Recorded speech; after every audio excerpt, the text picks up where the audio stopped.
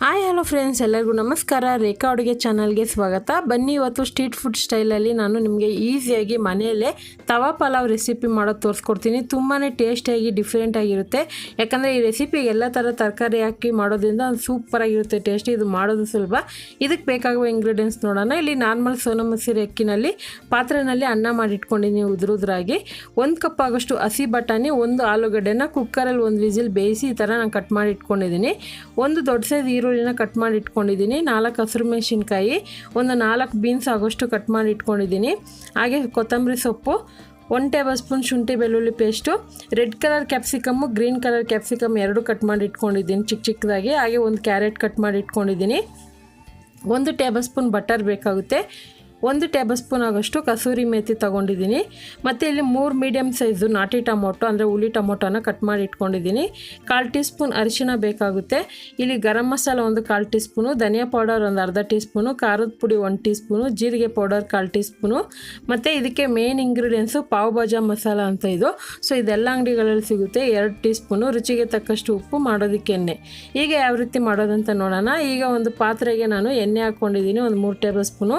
ಈ ರೆಸಿಪಿನ ತವಾದಲ್ಲೇ ಮಾಡೋದ್ರಿಂದ ಇದು ತವಾ ಪಲಾವ್ ಅಂತ ಬಂದಿದೆ. ಸೊ ನಾವು ಮನೆಗಳಲ್ಲಿ ಮಾಡೋದಾದರೆ ತವಾ ಅಷ್ಟು ದೊಡ್ಡದಾಗಿ ಸಿಗೋದಿಲ್ವಲ್ಲ, ಅದಕ್ಕೆ ನಾವು ಮನೇಲಿರುವಂಥ ಬಾಣಲಿಯಲ್ಲೇ ಮಾಡ್ಕೊಬೋದು. ಈಗ ಇದಕ್ಕೆ ನಾನು ಈರುಳ್ಳಿ ಹಾಕ್ಕೊತಾ ಇದ್ದೀನಿ, ಸ್ವಲ್ಪ ಜೀರಿಗೆ ಹಾಕ್ಕೊಂಡಿದ್ದೀನಿ. ಇಂಗ್ರೀಡಿಯೆಂಟ್ಸಲ್ಲಿ ಜೀರಿಗೆ ತೋರಿಸಿರಲಿಲ್ಲ, ಸೊ ಇದು ಒಗ್ಗರಣೆಗೋಸ್ಕರ ಒಂದು ಸ್ವಲ್ಪ ಹಾಕ್ಕೊಳ್ಳಿ. ಈಗ ಕಟ್ ಮಾಡಿರುವಂಥ ಕ್ಯಾರೆಟು, ಬೀನ್ಸ್ ಎಲ್ಲ ಹಾಕ್ಕೊತೀನಿ. ಆದಷ್ಟು ತರಕಾರಿನ ಚಿಕ್ಕದಾಗಿ ಕಟ್ ಮಾಡ್ಕೊಳ್ಳಿ. ಎಣ್ಣೆನಲ್ಲಿ ಫ್ರೈ ಆಗೋದ್ರಿಂದ ಇದು ತಿನ್ನೋದವಾಗ ನಿಮಗೆ ಕ್ರಿಸ್ಪಿಯಾಗಿ ಸಾಫ್ಟಾಗಿರುತ್ತೆ, ತುಂಬಾ ಟೇಸ್ಟಿಯಾಗಿರುತ್ತೆ. ಇದಕ್ಕೆ ನೀವು ಬೇರೆ ಥರ ತರಕಾರಿ ಅಂದರೆ ಎಲೆಕೋಸು, ಕಾಲಿಫ್ಲವರು, ಪನ್ನೀರ್ ಅದೆಲ್ಲ ಯೂಸ್ ಮಾಡ್ಕೋಬೋದು. ನನ್ನ ಹತ್ರ ಎಷ್ಟು ತರಕಾರಿ ಇದೆ ಅಷ್ಟು ಮಾತ್ರ ನಾನು ಯೂಸ್ ಮಾಡ್ಕೊಂಡಿದ್ದೀನಿ.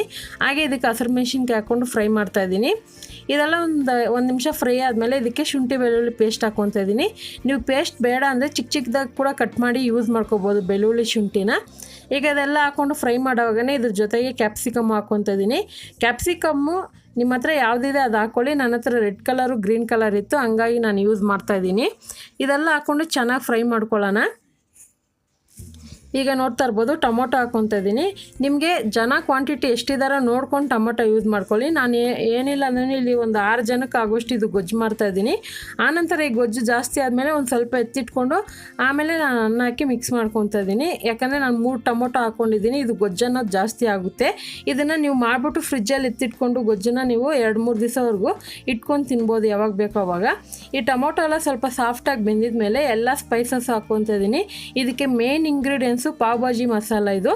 ಸೊ ಇದಿಲ್ಲ ಅಂದರೆ ನಿಮ್ಮ ಹತ್ರ ಇದು ವಾಂಗಿಬಾತ್ ಪೌಡರ್ ಸಿಗುತ್ತಲ್ಲ, ಅದು ಕೂಡ ಯೂಸ್ ಮಾಡ್ಕೋಬೋದು. ಅದೇ ನಿಮಗೆ ಒರಿಜಿನಲ್ ಟೇಸ್ಟ್ ಬೇಕಂದರೆ ಈ ಪಾವ್ ಭಾಜಿ ಮಸಾಲೆನೇ ಹಾಕ್ಕೋಬೇಕು. ಹಾಗೆ ಅದ್ರ ಜೊತೆಗೆ ಧನಿಯಾ ಪೌಡರ್, ಖಾರದ ಪುಡಿ, ಬಟರು, ಉಪ್ಪು ಮತ್ತು ಗರಂ ಮಸಾಲ, ಜೀರಿಗೆ ಪೌಡರ್ ಎಲ್ಲ ಹಾಕ್ಕೊಂಡಿದ್ದೀನಿ. ಈ ಥರ ಎಲ್ಲ ಹಾಕೋದ್ರಿಂದನೇ ನಿಮಗೆ ಟೇಸ್ಟ್ ಅನ್ನೋದು ತುಂಬಾ ಚೆನ್ನಾಗಿ ಸಿಗುತ್ತೆ.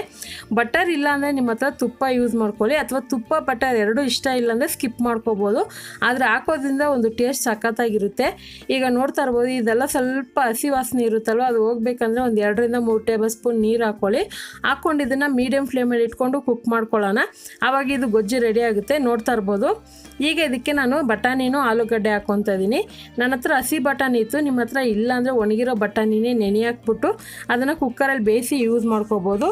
ಹಾಗೆ ಇದಕ್ಕೆ ಆಲೂಗಡ್ಡೆ ಹಾಕ್ಕೊತಾ ಇದ್ದೀನಿ. ನೋಡಿ, ಇವಾಗ ಇದನ್ನು ಒಂದು 2 ನಿಮಿಷವರೆಗೂ ಚೆನ್ನಾಗಿ ಫ್ರೈ ಮಾಡಿಕೊಂಡೆ. ಈಗ ಗೊಜ್ಜು ರೆಡಿಯಾಗಿದೆ.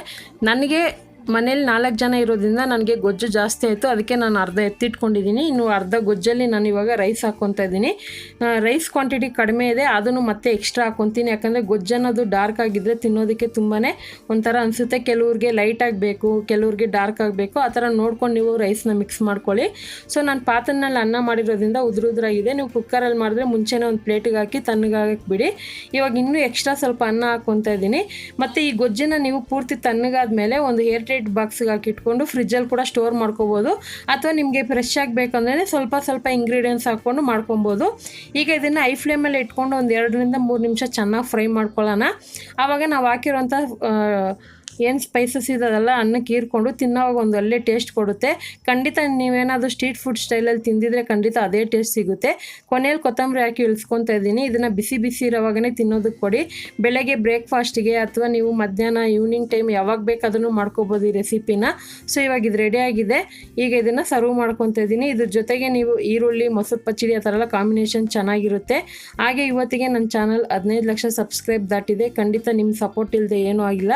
ನಿಮ್ಮ ಸಪೋರ್ಟ್ ಹೀಗೆ ಇಲ್ಲಿ ನನ್ನ ಚಾನಲ್ಗೆ. ನೀವು ಕೇಳುವಂಥ ಪ್ರತಿಯೊಂದು ರೆಸಿಪಿನೂ ನಾನು ಮುಂದಿನ ದಿವಸದಲ್ಲಿ ಅಪ್ಲೋಡ್ ಮಾಡ್ತಾನೆ ಇರ್ತೀನಿ. ಈ ರೆಸಿಪಿ ಇಷ್ಟ ಆದರೆ ನೀವು ಟ್ರೈ ಮಾಡಿ, ಯಾವ ರೀತಿ ಇತ್ತು ಅಂತ ಕಮೆಂಟ್ ಮಾಡಿ. ಹಾಗೆ ಲೈಕ್ ಮಾಡಿ, ಶೇರ್ ಮಾಡಿ, ರೇಖಾ ಅಡುಗೆ ಚಾನಲ್ನ ಸಬ್ಸ್ಕ್ರೈಬ್ ಮಾಡಿ. Thank you for watching. Bye.